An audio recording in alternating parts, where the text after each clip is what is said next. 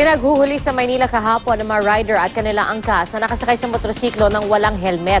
Ang ilan, angkas pa sa motorsiklo, ang mga batang wala man lang suot na proteksyon. Balita natin ni Steve Dailisan, exclusive.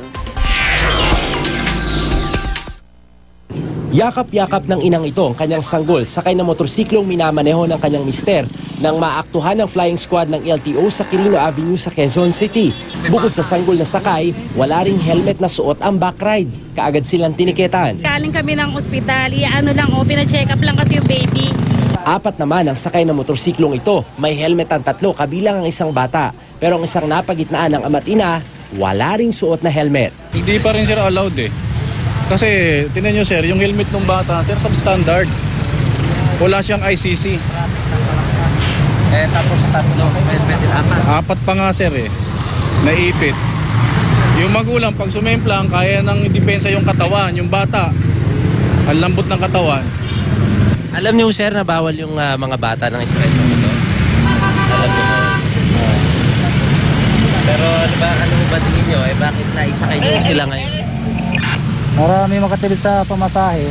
Nagmamadali rin daw mag-anak na ito nang mahuli ng LTO kaya di nakapagsuot ng helmet. Bibili raw sana sila ng gamot sa butika. Sumama ho eh, makulit.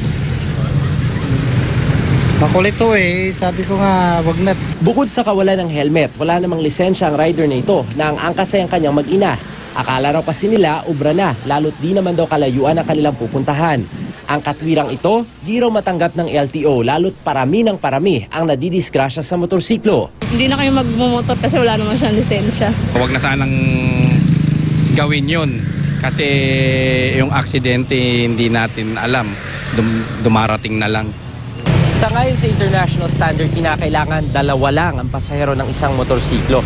Kaya nga naglagay sila ng tinatawag na footrest para sa mismong rider at footrest naman para sa backride. Yan kasi yung nag-create ng balance. Ang problema, kapag nagsakay ng ikatlong tao, nagsakay pa dito sa gawing harapan, 4, 5, 7, nag-create na kaagad ng outbalance o nawawala na yung balanse. Nagiging magalaw na yung mismong manubela. Kamalas-malasan pa pag hindi nakasuot ng helmet dahil tiyak, aksidente raw ang kahihinatnan. Liban sa mga may angkas na bata, hinuli rin ng LTO yung mga rider na walang helmet, nakatsinelas at nakashorts. At nalaman ng LTO na maraming walang rehistro.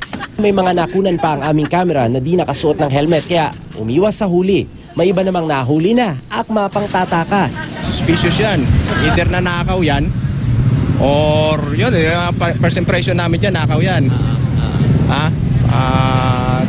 Ano muna natin sa micro-etching yan and then isa-search natin kung kanino talaga nakapangalan yan. Mula 1,500 hanggang 10,000 pesos ang multa sa mahuhuling lalabag sa helmet law. Reckless driving naman doon sa mga may sakay na bata. Steve Dailisan, GMA News.